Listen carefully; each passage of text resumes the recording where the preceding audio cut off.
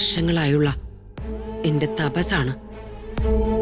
അതിനാണ് ഈ കുടുംബം തടസ്സം നിൽക്കുന്നത്. ഈ നിവേദ്യം ദേവി സ്വീകരിക്കരുത്.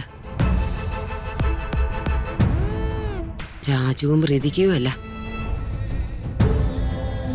ഋതികയും ദീപക്കുമാണ് ഒരുമിച്ച് ജീവിക്കേണ്ടത്. ഈ നിവേദ്യം അംബികയുടെ കാര്യനേട്ടത്തിനായി ദേവി സ്വീകരിക്കണം.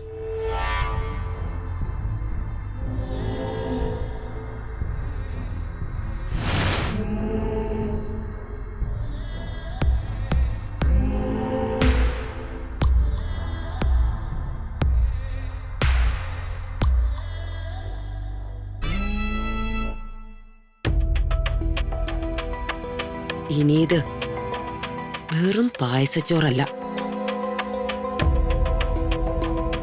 ഋതികയുടെയും രാജുവിന്റെയും കൊലച്ചോറ.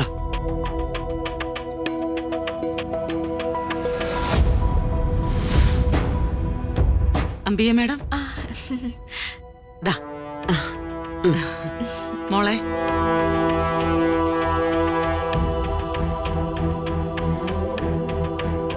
പതുക്കെ കുടിച്ചാ മതി. പത്മാവതിയായിട്ടെ ദീപക്കിന് ഇവിടെ വരാനുള്ള സമയം കൊടുക്കണ്ടേ? ഓ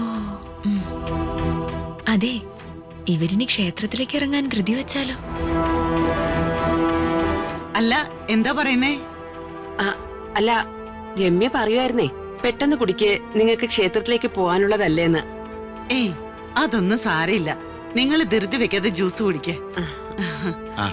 രാധമ്മേ, സമയായി, നമുക്ക് ഇറങ്ങണ്ടേ? അല്ല വേണുവേട്ടാ, ഇവര് ഈ ജ്യൂസ് ഒന്ന് കുടിച്ചോട്ടെ.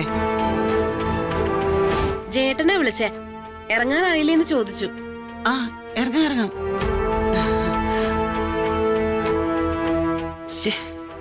ദീപക് എന്താ വരാത്തെ? ആ, അവൻ വന്നു എന്നാ തോന്നുന്നേ. രമ്യ, എങ്കിൽ നമുക്ക് ഇറങ്ങാം. ക്ഷേത്രത്തിലെത്താൻ ഇനിയും സമയം വൈകിക്കൊണ്ടിരിക്കുകയല്ലേ? ആ, ഇറങ്ങാം മാഡം. അതിനു മുമ്പ് ഞാനൊന്ന് പ്രാർത്ഥിച്ചോട്ടെ. പ്രിയേ, ഋതിക മോളെ രാജുവിനെ വിളിക്ക്. ആ സാറേ, ആ ശരി, ഞാൻ വിളിക്കാം സാറേ. ക്ഷേത്രത്തിലേക്ക് ഇറങ്ങാൻ സമയമായി.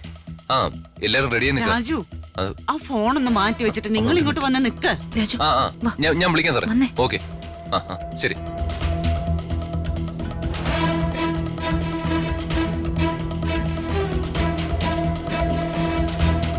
ദൈവമേ, ഈ ലോകത്തുള്ള എല്ലാ മക്കൾക്കും ആയുസ്സും ആരോഗ്യവും ഐശ്വര്യവും ഉണ്ടാവണേ.